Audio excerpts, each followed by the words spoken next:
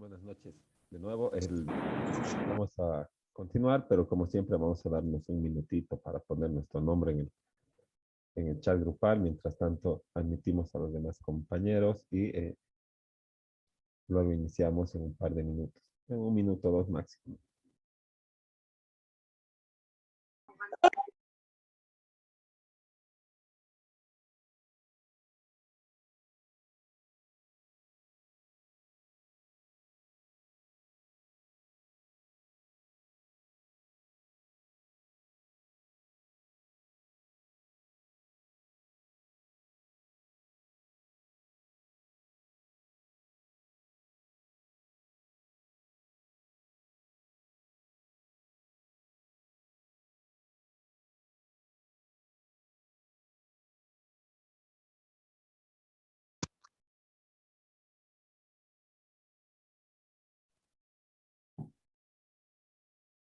Bueno, entonces vamos a continuar, ¿no? En todo caso, con la parte que nos falta de las operaciones financieras, ¿no? Y estamos empezando a ver las operaciones pasivas, que es el banco recibiendo dinero de los ahorristas a manera de depósito, ¿no? Para poder invertirlo o realizar operaciones de préstamo a efecto de obtener utilidad, ¿no? Estas operaciones pasivas, ¿no? Constituyen la fuente fundamental de financiamiento para las operaciones activas que realizan las entidades financieras, como habíamos señalado antes del receso, ¿verdad? El capital social, los 30 millones de UFBs, no alcanzaría pues para poder realizar las operaciones activas y además aportar eh, el, que se llama no es apalancamiento, es el encaje legal y bueno, además hacerse cargo de sus obligaciones no laborales y todo lo demás. Y para ello necesita de manera fundamental, ¿no? Del capital de los ahorristas, ¿no? De los depósitos. Y el cliente, ¿no? En el caso de las operaciones activas que estábamos viendo, el cliente queda en la posición de deudor, ¿no? Pero en el caso de las operaciones activas, el banco queda en la posición de deudor, ¿no? Y bueno, aunque no tenga ese nombre en el contrato, ¿verdad? Porque toda operación financiera deriva de un contrato, ¿verdad? Si me voy a prestar, va a haber un contrato. Si voy a depositar, si voy a contratar un plazo fijo, voy a abrir una caja de ahorros o una cuenta corriente, también va a haber un contrato, ¿no? ¿No? Entonces, en estas operaciones pasivas, ¿verdad? El, el deudor es la entidad de intermediación financiera. Pues tú estás dejando tu capital y vas a cobrar interés, ¿no? El interés que te ofrece el banco por las distintas operaciones eh, pasivas eh, que prestan, ¿no? Como, por ejemplo, el depósito a plazo fijo y la caja de ahorro.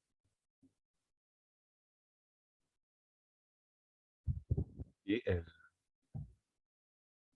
al respecto, al artículo 59 de la Ley 393 de Servicios Financieros señala que la tasa de interés activa será regulado por el órgano ejecutivo del nivel central del Estado mediante decreto supremo estableciendo para los financiamientos destinados al sector productivo y vivienda de interés social, límites máximos dentro de los cuales, ¿no? Dentro de los cuales las entidades de intermediación financiera podrán pactar con sus clientes en el marco de lo establecido en la presente ley. Entonces, como ven, por decreto se establecen los límites de las tasas de interés, o sea, el órgano ejecutivo, ¿no? Obviamente mediante un estudio, un análisis realizado por el Ministerio de Economía y Finanzas, ¿no? Se establece mediante decreto y se pueden modificar también las tasas de interés de las operaciones activas y de las operaciones pasivas de las entidades de intermediación financiera, ¿no? Y por eso no hay mucha diferencia pues, entre una entidad de intermediación financiera y otra. Porque cuando hablamos de préstamos civiles, o sea, entre los particulares, de acuerdo al Código Civil, nosotros podemos cobrar hasta un 3% mensual, ¿no? Y ya arriba del 3% ya es pues usura, ¿no? Pero las tasas de interés son, si haríamos caso a, si no estaría regulado por decreto, ¿verdad? El banco podría cobrar hasta 3% mensual, ¿no? O podría cobrar menos, ¿no? Podría cobrar 0,5%. Entonces, para que no exista esta diferencia, ¿verdad? Es que se regula por decreto y más o menos es la misma, ¿verdad? La tasa. No existe, no existe mucha diferencia, un punto así máximo, ¿no? Uno o dos entre una entidad de intermediación financiera y otra. Y, es, y no es por eso en realidad que las personas elegimos un banco encima de otro banco, ¿no? ¿Por qué, por qué tu cuenta es del mercantil y no es del BCP o del Banco Fácil? ¿O por qué es del BNB? ¿O por qué es del ganadero? ¿No? No es porque sea, uy, me pagan más interés, no, no es eso, ¿verdad? Es que tiene más cajeros automáticos, es que tiene banca móvil, es que me da más facilidades, es que el plan de pagos es así, es que no es tan riguroso con los comerciantes informales, ¿verdad? Con los profesionales en ejercicio libre, ¿no? Entonces, el, son otros aspectos los que hacen escoger un banco encima de otro, ¿no? No es en realidad mucho la tasa de interés, que es más o menos similar entre uno y otro, ¿no? Y estas operaciones pasivas, ¿no? Del banco recibiendo dinero, ¿no? Se dividen o se clasifican en dos tipos de operaciones, ¿no? Pueden ser operaciones a la vista, se llaman, u operaciones a plazo fijo, ¿no? Las operaciones a la vista, no existe un plazo para la devolución, ¿verdad? Entonces, se puede requerir la devolución en cualquier momento, ¿no? Por cuenta del titular, como se llama. Y luego están las operaciones a plazo fijo, en las que solo pueden ser dispuestos por el usuario los fondos al término del plazo o al término establecido dentro del contrato a plazo fijo, ¿no? Y una operación a la vista, digamos, es la caja de ahorro, ¿verdad? Digamos, tú eres el acreedor porque has ido a dejar tu plata, ¿no ve? Al banco o has depositado y el banco es el deudor, ¿no ve? No existe un plazo, ¿verdad? En la caja de ahorro tú puedes ir al cajero y sacar toda tu plata cualquier rato al día siguiente, ¿no? Cuando tú quieras, o lo puedes dejar, ¿verdad? Entonces, la devolución, como señala, es requerida en cualquier momento por el titular, ¿no? Mediante el cajero automático, digamos, o vas al banco y sacas todo en tu cuenta. Pero luego están las operaciones a plazo fijo, ¿no ves? Como los depósitos a plazo fijo, ¿no? Entonces, en esta clase de operaciones, ¿verdad? Tú te estás comprometiendo a dejar tu dinero en el banco cierto tiempo. Y no es poco tiempo, ¿verdad? Es 4 años, 5 años o más años, ¿no? En los que no vas a disponer de la liquidez, ¿no? Pero más abajo vamos a ver un poquito más a fondo eso del depósito a plazo fijo, ¿no? Eh, Dentro del marco legal establecido por nuestra ley 393, en su artículo 118, ¿no? Nos establece las operaciones pasivas que pueden ser ejercidas por las entidades de intermediación financiera, ¿verdad? En el 117 dice que estas, ¿no? Las siguientes, las del 118 y 119, son todas las operaciones a las que están facultadas las entidades financieras autorizadas por ¿no? Entonces no hace diferencia entre una u otra entidad de intermediación financiera, ¿no? Pero cada una tiene sus especificaciones ya cuando va tratándose de manera particular a lo largo de la ley, ¿no? Pero el 118, ¿verdad? Como primer inciso, señala recibir depósitos de dinero. porque es la principal operación pasiva, captar el, el captar liquidez de los usuarios, ¿no? En cuentas de ahorro, cuenta corriente, a la vista, a plazo, emitir certificados negociables y no negociables, ¿no? Y esta clase, estos certificados son, digamos, estos, ¿no? Ahora, estos tres que vienen, ¿no? Emitir y colocar acciones de nueva emisión para aumento de capital, ¿no? El banco el, es una sociedad anónima, ¿verdad? Y la cooperativa de ahorro y crédito lo que emite son certificados de aportación, ¿verdad? Pero cuando hablamos de acciones, estamos hablando de un banco, ¿no? Porque las acciones son características de las sociedades anónimas, ¿verdad? Y están a la libre venta en la bolsa de valores y todo lo que dice el código de comercio, ¿no? Entonces, ok, estamos hablando solo de los bancos, ¿no? Emitir y colocar acciones de nueva emisión para aumento de capital. ¿Qué pasa cuando una sociedad, bueno, tú haces, digamos, tu negocio, ¿verdad? Y quieres progresar, ¿no? Pero no te alcanza el capital para progresar, ¿no? Entonces, tú tenías, digamos, tú te aprovechabas o captabas el 100% de la ganancia, ¿no ve? Pero como no te alcanza para, para hacer tus nuevas dos tiendas que quieres hacer, ¿qué vas a decirle? Oye, ven a alguien, ¿no ve? Te voy a partir las ganancias, nos vamos a partir al 50%, tú vas a ser mi socio y vamos necesito tu capital, ¿no? Y vamos a hacer a expandirnos de esta manera, vamos a captar las ganancias y nos vamos a dividir. Ya, listo, boom, a ver. Y luego ves que te va bien, ¿verdad? Y que necesitas más capital para mejorar, para crecer un poquito más, todo, ¿no? Entonces, ¿qué haces? En vez de que las ganancias se dividan en dos, lo empiezas a dividir en 10, en 12, ¿no? Y esas son las acciones, pues, bueno, en pocas palabras, ¿no? A grosso modo, ¿no? Y esas acciones, ¿verdad? O sea, cómo captas el capital es mediante la bolsa de valores. Tienen la característica las acciones de estar a la libre venta en la bolsa de valores, ¿no? Entonces tú emites y colocas las acciones y mm, mientras van comprando, vas aumentando tu capital, ¿verdad? Porque te van a ir pagando por la acción, ¿no? Solo que vas a sacrificar un poquito tu utilidad porque vas a ir ganando cada vez menos y menos y menos cada vez que emitas más y más y más acciones, ¿no? Pero si con el capital que vas a recibir ya vas a invertir y todo bien, entonces vas a mejorar tus utilidades. Eh, bueno, no sé, eso sí es un término financiero, ¿no? Y, o sea, tienen que analizar los bancos esto, ¿no? Pero es una posibilidad, ¿no? Que les da la ley 393. Luego dice emitir cédulas hipotecarias, ¿no? Y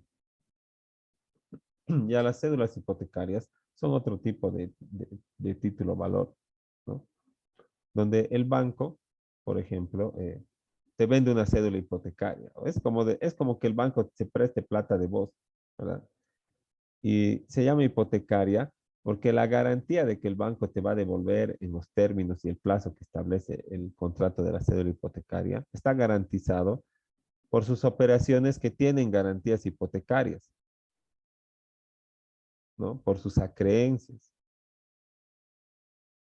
Y, o sea, bueno, nos explicamos un poquito más, ¿no?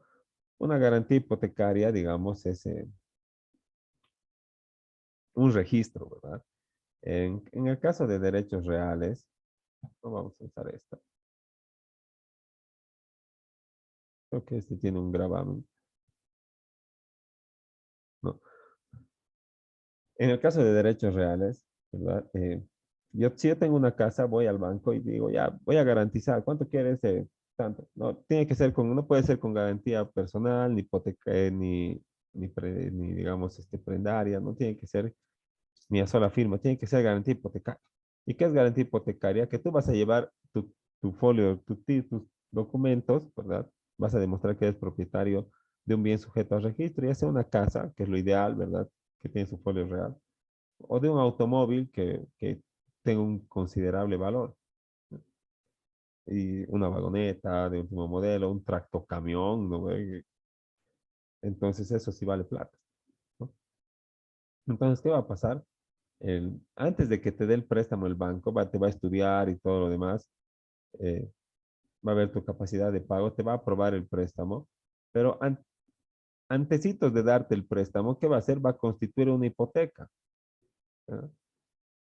O sea, aquí va a decir a favor del Banco Nacional de Bolivia por $20,000 americanos, ¿no?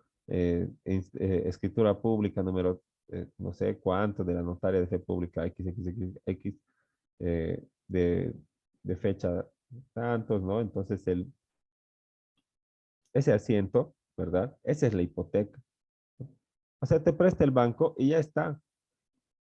Y aunque tú te escapes y todo, va a ir el banco y va a hacer valer su hipoteca. Y si tú te prestas más de otras personas por hacerte al vivo, tal vez las otras personas son sonzas, ¿no? Porque ¿quién presta pues sobre un bien hipotecado? ¿No? Pero hay vivos que, digamos, antes de que el banco lo hipoteque, se sacan dos, tres folios reales, ¿no? Y van mostrando sus papeles y dicen, no está hipotecado, no está hipotecado, pero es un folio real que no está actualizado, ¿no? Y así logran constituir anticréticos, otros préstamos, ¿no? Y van debajo del banco, y como el banco tiene la fecha primera, ¿verdad? El asiento número 1, por ejemplo, ¿no? Entonces va a ganarles, pues, ¿no? Por el orden cronológico, ¿no? Entonces, esa es la garantía hipotecaria, ¿no? Que señala, ¿no? Entonces el banco tiene préstamos que solamente de gran valor, ¿no? Que están con garantías hipotecarias. O sea, es fácil de rematar, es fácil de recuperar, ¿no?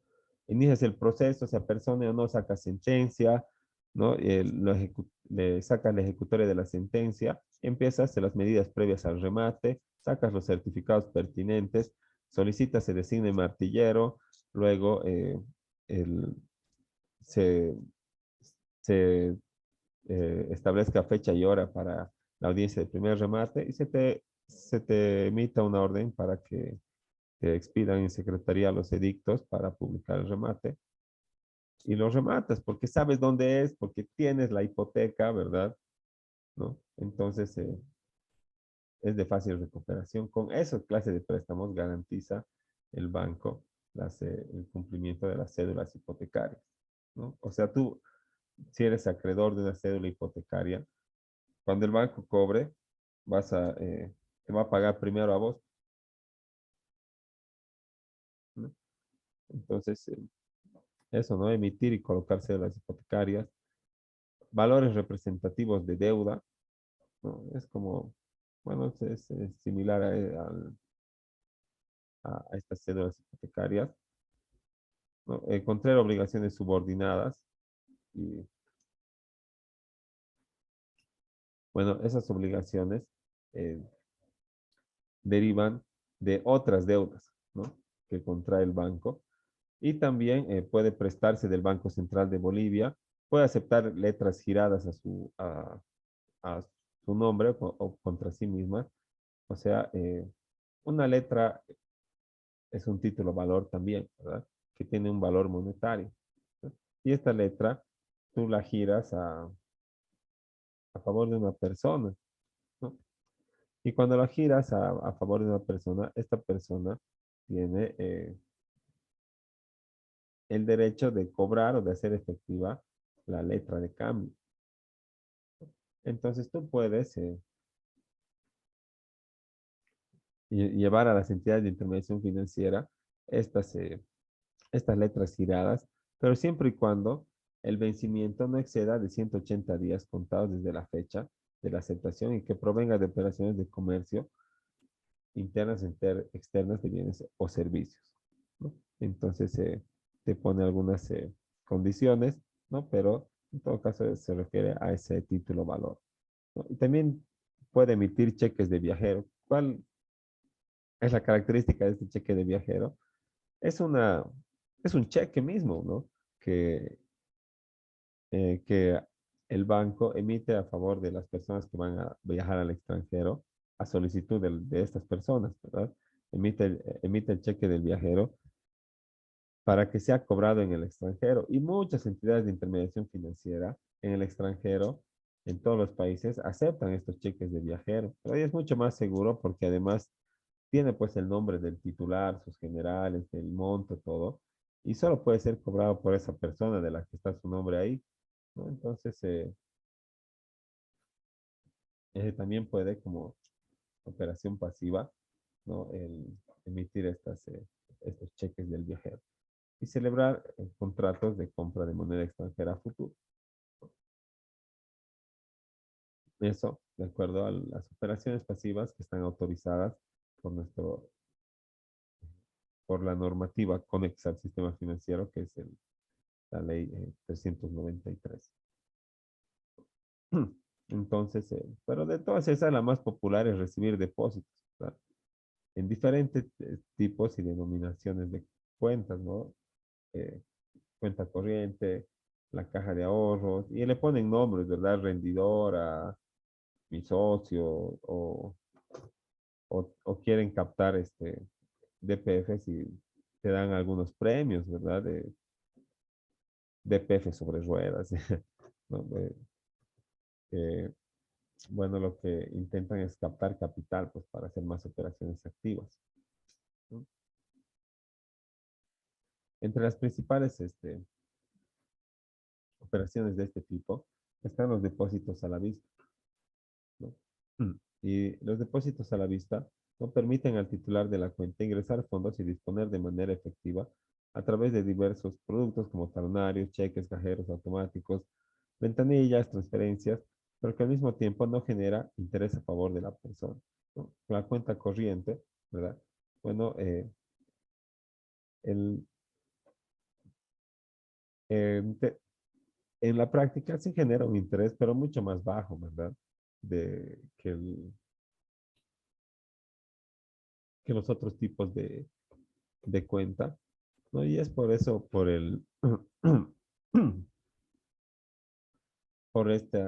esta disposición, ¿no? Que tiene la cuenta corriente, ¿no? Que, bueno, es la única que puede generar cheques, ¿no? Perdón, sí, es la única que puede generar cheques. La cuenta de ahorros no puede generar, no puedes pedir talonario, no solamente cuando tienes una cuenta corriente, ¿no? Y porque tienes un alto grado de disponibilidad es porque el interés es mucho menor o en todo caso no devenga interés. Y el dinero está a disposición únicamente hasta un límite determinado, ¿no? Cuando al respecto al código de comercio se refiere a la cuenta corriente, nos señala que un banco autorizado al efecto, ¿no? Entrega cantidades sucesivas de dinero, cheques u otros valores pagaderos a su presentación, quedando obligado a su devolución total o parcial cuando se la solicite por medio del giro de cheques. Asimismo, puede prestar servicios de caja. Cualquier depósito a la vista que efectúa el cuenta correntista se entenderá entregado en cuenta corriente salvo indicación distinta, ¿no? Entonces, el Código de Comercio ya establece el concepto del contrato de cuenta corriente, ¿no? Que aquí se refiere eh, el- las operaciones, o perdón, los depósitos a la vista que están establecidos en la ley 393, ¿no? Luego, también están en la caja de ahorros, que es una cuenta en la que el cliente deposita su dinero para que el banco lo conserve y lo guarde y le pague un interés, ¿no? Y la suma, bueno, como característica de esta cuenta o de este tipo, ¿no?, de operación, es que el monto del dinero está a total disposición del usuario, ¿no? Te depositan 2.000, los 2.000 te lo puedes sacar y dejarlo en cero y vas a seguir teniendo cuenta, ¿no? No es como los otros tipos de cuenta que necesitan tener un mínimo, ¿verdad? Para mantener la cuenta. O en todo caso no puedes disponer del monto como en los depósitos a plazo. Pero en la caja de ahorros sí puedes disponer de la totalidad del monto depositado. Pero si lo sacas todo, obviamente no te van a pagar pues interés, ¿no? Porque el interés que te ofrecen es anual, ¿verdad? En la caja de ahorros, ¿no? 4,5% anual o 3% anual, algo así, ¿no? 4% anual, ¿no?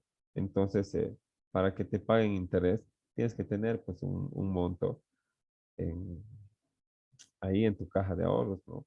Pero tú sí lo puedes sacar todo, depende de vos, ¿no? Y no pasa eso, digamos, en los depósitos a plazo fijo. Ahora también el Código de Comercio se refiere a esta característica y señala que en las cuentas de ahorro, el ahorrista puede hacer depósitos sucesivos y retirar fondos eh, a la vista o con previo aviso de acuerdo a la importancia de los pedidos y con sujeción a la reglamentación específica, ¿no? Son de plazos son de plazo indeterminado y gozan de los beneficios citados en el 1366 hasta la cantidad máxima de dinero que señala el reglamento respectivo, ¿no? Esto se refiere al pago de intereses, ¿no? Que regula el artículo 1365, que devenga intereses capitalizables cada 30 de junio y cada 31 de diciembre de cada año, ¿no? Eso ya para que tú ya calcules tu capitalización de intereses. Entonces va a estar en esas fechas, por ejemplo, ¿qué se llama? Vas a, vas a poder verificar de manera efectiva el pago de los intereses a tu favor por parte de la entidad de intermediación financiera. Ahora, cuando hablamos del plazo fijo es totalmente diferente, ¿verdad? Porque ahí tú entregas, como dice aquí, una cantidad de dinero durante un tiempo determinado, no indeterminado como en la caja de ahorro. Es un tiempo determinado. Entonces tú te estás comprometiendo como usuario financiero a dejar todo ese tiempo tu plata en el banco, ya que no vas a ir a pedir, ¿verdad? Y cuando termine el plazo que está establecido en el contrato, entonces la entidad de intermediación financiera tiene la obligación, el deber contractual de devolverte el dinero juntamente con los intereses que están pactados en el contrato, que obviamente van a ser mucho más altos que de la caja de ahorro, porque ahí tú tienes la disposición de tu dinero y aquí no. Y esta, en, esta, en este depósito a plazo fijo, no quiere decir que no sea tu dinero una vez que lo depositas, ¿verdad? Puedes sacarlo, pues. Si tienes una necesidad, ¿verdad? Económica o de salud o cualquier cosa, pues, sin pretexto alguno, puedes ir y rescindir el contrato pues, de depósito a plazo fijo. ¿Pero qué va a pasar? No te van a pagar pues ningún interés. Vas a haber dejado tu dinero ahí en vano. Y encima tal vez se pueda establecer una penalidad por el incumplimiento unilateral del contrato, ¿no? Por la rescisión. Y encima te van a devolver un poco menos tu dinero, ¿no? Por el depósito a plazo fijo. Entonces ese es algo que hay que pensar muy bien para poder contratar, ¿no? Hay que saber de dónde vas a tener la liquidez todo ese tiempo como para no tener la necesidad de disponer de ese dinero. Y como tú le dejas todo ese dinero al banco todo ese tiempo, ¿no? Entonces el banco puede invertir y hacer crecer sus utilidades mucho más, ¿no? Como no te lo vas a sacar. Y por eso te ofrece algunos premios, algunos incentivos para depositar ahí, ¿no? Como el DPF sobre ruedas de la promotora. Tienes que ir y dejar con 4.500 bolivianos, 5.000 bolivianos, ¿no? Y como montos mínimos, ¿no? Y después ya si quieres más, dejas más, ¿no? Pero ahí te comprometes a no disponer, pues, y si dispones, a no cobrar de las utilidades y tal vez a pagar penalidades. Y ese DPF sobre ruedas están premiando pues con un auto al, al ganador, ¿no? Entonces es algo que las entidades de intermediación financiera quieren captar y por eso ofrecen incentivos, ¿no? Y más, digamos, las EFBs, las entidades de fomento a la vivienda, porque están limitados en sus préstamos, ¿no? O sea, solamente obtienen de esa parte utilidad de los préstamos a la vivienda, porque están obligados es su objeto principal, pues el préstamo a la vivienda, ya sea bajo términos comerciales o de vivienda social, ¿no? Pero necesitan eh, de estos depósitos y por eso los incentivan de esa manera. El DPF sobre ruedas es de la promotora EFB, ¿no? Y está ahí sus letreros, todo. Y también dan aguinaldos, ¿no? Dice a las cuentas en las cajas de ahorro, las entidades de intermediación financiera, no dicen aguinaldo, vamos a pagar, vamos a hacer una promoción en aguinaldazo o algo así, unos 14, 15 premios de 5.000 bolivianos, 7.000 bolivianos. ¿Por qué? Porque tengas, digamos, por cada depósito de 1.000 bolivianos, un talonario. Ahí vas, lo llenas, entonces depositas. ¿Y qué va a pasar? La entidad de intermediación financiera va a tener mucha más disposición de capital para poder ejercer las inversiones y las operaciones activas. ¿No? Y al respecto del Código de Comercio, en el 1383 señala que el depósito de dinero a la vista es restituible a simple pedido del titular con la sola presentación del certificado de depósito, ¿no? Y el depósito de dinero a plazo fijo es restituible una vez transcurrido el plazo convenido con la sola presentación del certificado de depósito, ¿no? Entonces, a la vista, a cualquier momento y a plazo fijo, una vez transcurrido el, el, el plazo establecido, ¿no? Y ambos a la sola presentación del certificado de depósito. Entonces, bueno, esas son las principales operaciones pasivas que ejercen las entidades de intermediación financiera, ¿no? Para efecto de poder captar dinero de los ahorristas para poder realizar sus inversiones. Y sí, hay una consulta, señora Ana María.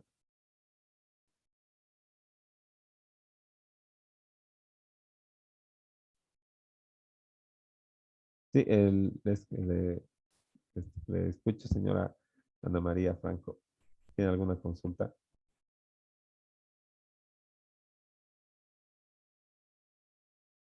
O tal vez alguien más eh, no le ha quedado algo claro o hay algo que hay que ampliar o tal vez tiene algún comentario acerca de las operaciones pasivas.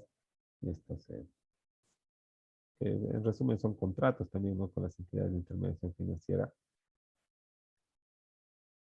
Y si, bueno, no tienen ninguna duda o en su caso, vamos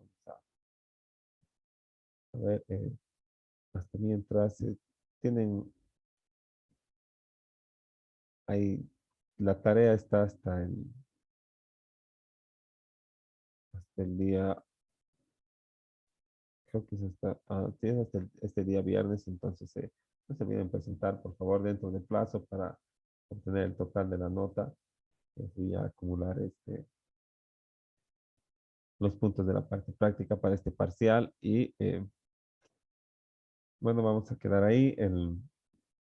Los que decidan asistir a la clase presencial, pronúnciese por favor del grupo de WhatsApp.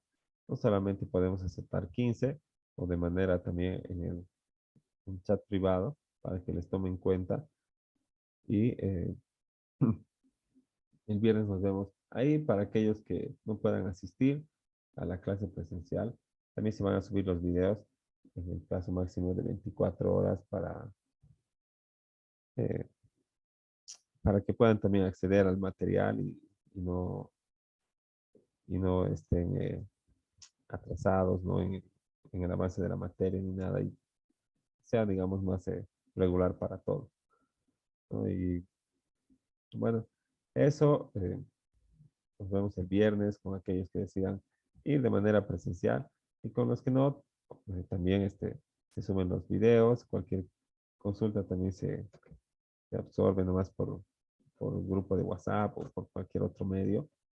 Y eso, ¿no? Es lo que se ha definido para este miércoles, viernes y sábado, que las clases van a ser presenciales, ¿no? Seguramente va a haber un análisis de cómo se ha llevado la clase, cuántos han venido y todo lo demás para proseguir con la presencialidad. En su defecto, terminar el semestre también de manera virtual. Entonces, todo eso vamos a ver estos 3 días cómo nos va y nos vemos el viernes en la clase en el, en el aula, que está en los horarios que seguramente los tienen también, que les han compartido ya al principio del semestre.